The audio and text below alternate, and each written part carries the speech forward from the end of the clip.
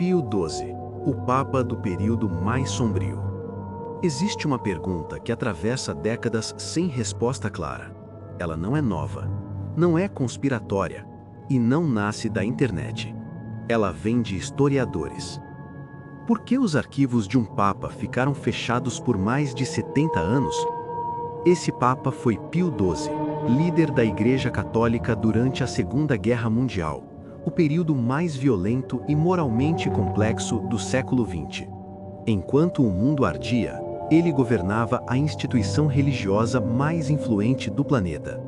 E por muito tempo, o que ele viu, soube e decidiu, permaneceu trancado. Mas quem foi Pio XII de fato? Antes de ser Papa, Eugênio Pacelli já era um diplomata experiente. Falava várias línguas, conhecia profundamente a política europeia. Havia servido como núncio apostólico na Alemanha. Ou seja, ele entendia o tabuleiro. Quando assume o papado em 1939, a guerra já era inevitável.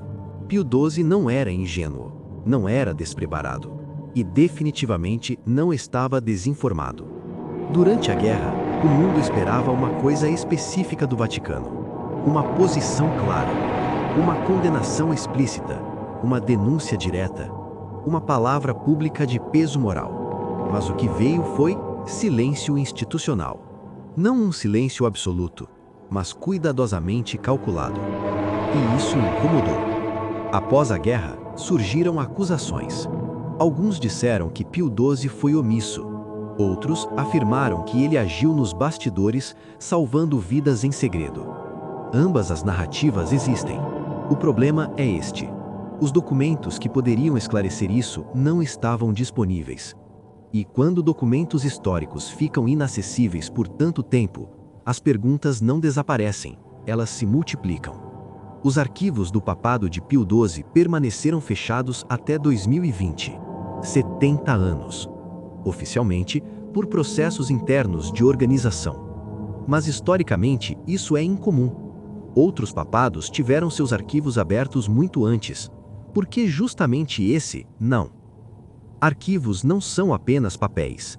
Eles são decisões, comunicações, instruções, prioridades. Manter um arquivo fechado não apaga a história, mas impede que ela seja verificada. E quando não há verificação, não há consenso. Em 2020, o Vaticano anunciou a abertura dos arquivos de Pio XII. Pesquisadores comemoraram, mas rapidamente surgiu um problema inesperado. Muitos documentos esperados simplesmente não estavam lá. Outros apareciam incompletos. Alguns excessivamente burocráticos.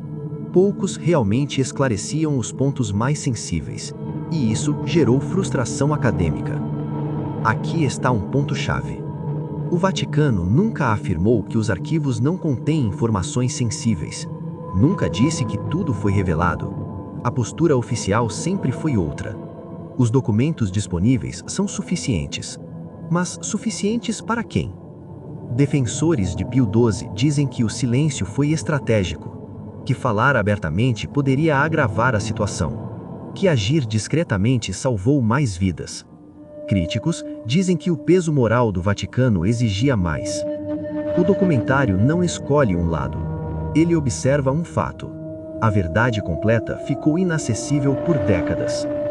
Instituições antigas aprendem algo essencial: nem sempre é preciso mentir.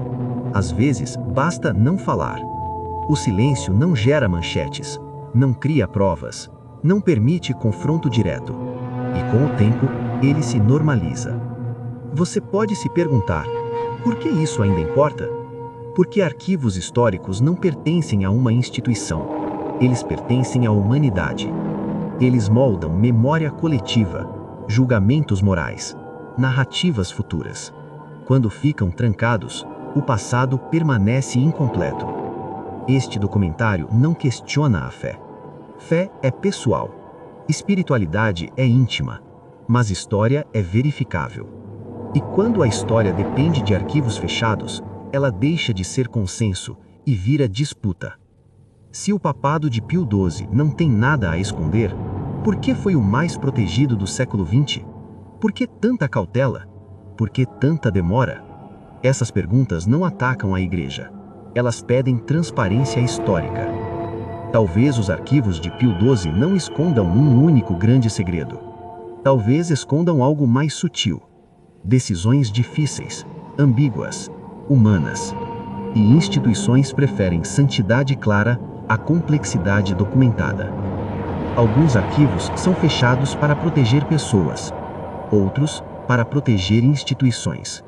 E às vezes a maior pergunta da história não é o que foi feito, mas por que demorou tanto para ser mostrado.